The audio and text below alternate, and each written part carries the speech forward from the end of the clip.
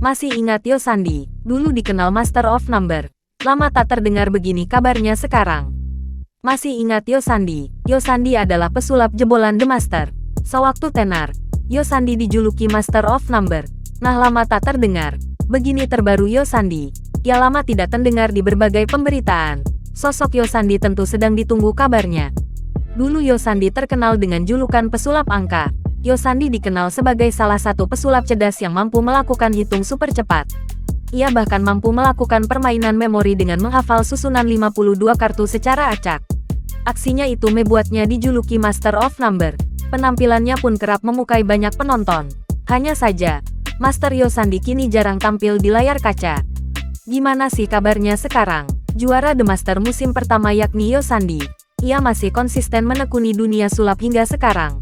Lewat Instagramnya, Yo Sandi kerap membuat konten-konten trik sulap.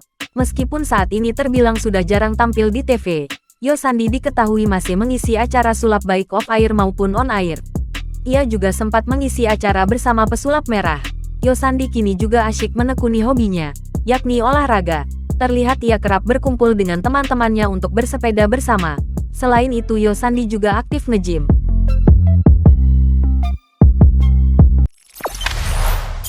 Jangan lupa subscribe, share, komen, dan like ya!